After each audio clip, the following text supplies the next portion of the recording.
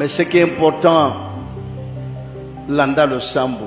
Liloba eza pona bilonyos. Liloba eza pona batamabe. Liloba batnos baza batamabe.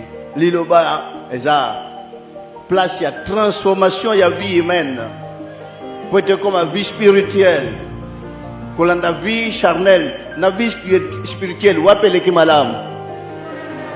Amen. Kola atie la bino vie charnelle, ou bien atie la bino vie spirituelle.